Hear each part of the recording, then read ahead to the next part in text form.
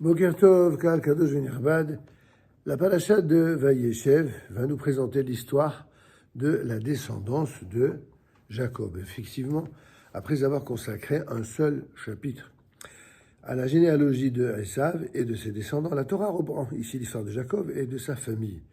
Fidèle à son habitude, la Torah mentionne de façon succincte les personnages et les générations de peu d'importance et s'étend longuement sur les grandes personnalités bibliques.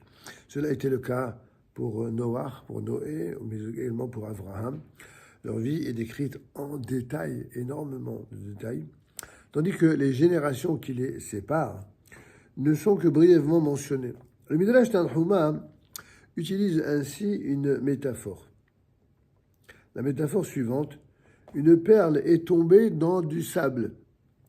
Celui qui l'a perdue, il va tamiser le sable pour la retrouver, et dès qu'il l'a récupérée, eh bien, il jette les cailloux et va garder précieusement la perle. C'est ce que Rashi donc rapporte au nom du Midrash. Ainsi, on va voir que Vayeshev Yaakov s'installa.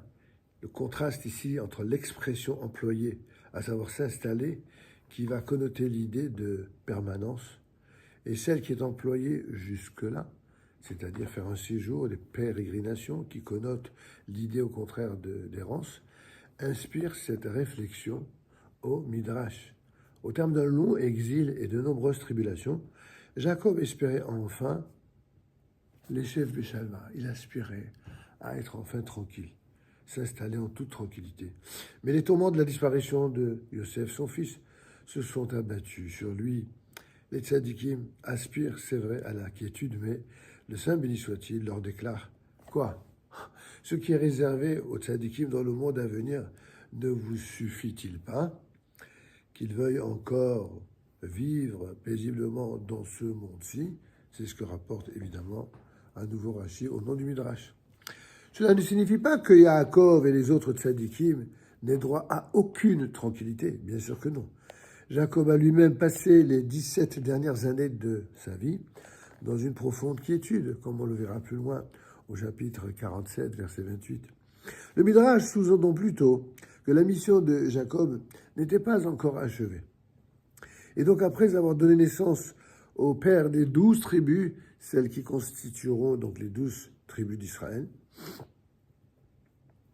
mais aussi après avoir souffert de l'exil auprès de Laban, après avoir triomphé de sa rencontre avec Ésaü et surmonté les difficultés de Shechem, Ben Hamor, eh bien, le patriarche a cru que ça y est, il avait achevé sa tâche, il avait préparé l'avenir du peuple. Mais Dieu en a décidé autrement. Les événements qui suivent, et notamment son retour en Eretz Israël, vont paver la voie pour la descente d'Israël en Égypte et des prodigieux miracles dont le peuple gardera un souvenir impérissable, en particulier au moment où il sera victime de persécutions et de difficultés presque insurmontables. Lorsque Joseph lui a été ravi et qu'il l'a cru mort, Jacob a eu de bonnes raisons de penser que sa vie s'était vraiment soldée par un échec. Cela n'a néanmoins pas affecté son service de Dieu qu'il a accompli avec le même dévouement. Cette détermination fait également partie du patrimoine que le patriarche a légué à sa postérité, lui apprenant à ne jamais capituler devant l'inévitable. C'est cette idée que véhicule l'enseignement de nos sages, affirmant que ce n'est pas dans ce monde que les tzadikim peuvent espérer vivre en toute quiétude. Il y a trop à accomplir. Il y a beaucoup trop à accomplir. Et il y a trop peu d'individus qui s'attellent à cette tâche.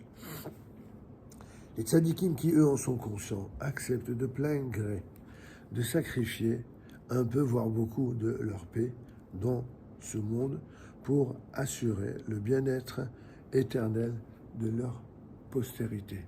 C'est aussi le signe d'une foi absolument inébranlable. Shabbat shalom.